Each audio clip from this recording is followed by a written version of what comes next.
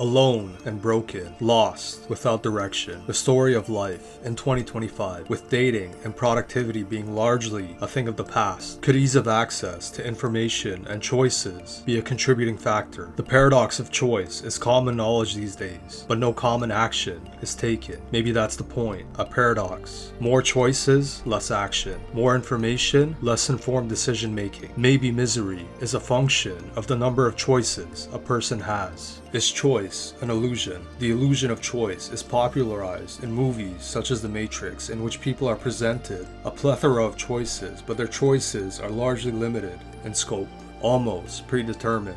This grants a false sense of autonomy, which leads to blaming sources that are out of your control for the consequences that follow. Few things are as intimate to the human experience as our sense of free will. We take pride in the decisions we make and the beliefs we hold, but a closer look at the consequences of our choices would lead us to believe that this might not necessarily be the case. In the age of social media, where people can express themselves freely, we seem to be converging towards a uniform standard, a sort of meta. Like in video games, a meta is born once the game is matured and enough information is gathered. This meta is used to produce optimal results. Social media is largely a game of attention retention. The more eyeballs that are on your content, the more of that sweet dopamine we are granted. It goes without saying that most of modern social media rewards people for terrible and depraved behavior, granting these individuals that indulge in these behaviors with an easy life, a life free from work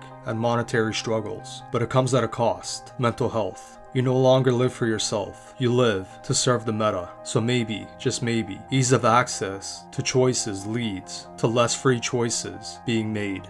Dating apps are parasitic in the sense that they provide people with infinite choices and a potential sense of being desirable. An interesting study has shown that the fewer choices an individual has in products, the more likely they are to buy a product. Multiple times more likely, and the more satisfied the individual feels with the choices they made. You don't need to look far to experience the grievances of modern dating. It has more or less become a toxic battle of the genders, one side blaming the other, no resolution or common ground being made, and tragically, loneliness and mental health issues are on the rise. There are many testimonials and YouTube channels dedicated to this modern day issue, but it seems as though the more choices people have in partners, the more replaceable the partners are, the more outlandish the demands and requirements. We seem to have forgotten a core concept of humanity. We are all imperfect, and concessions must be made in order to form a healthy bond. But maybe this mode of concession making is contingent on limiting partner choices. But that takes work, and it's far easier to start the cycle over again with someone new. Our egos have blinded us from accepting the limitations on our decision-making process. Optimizing for the perfect partner isn't the optimal dating strategy. Who would have thought that technology designed to ease the burden of socialization and dating would lead to less socialization and successful relationships? But once the genie is out of the bottle, it only seeks to make the technology more efficient in what it does, but somehow less efficient in producing positive societal outcomes.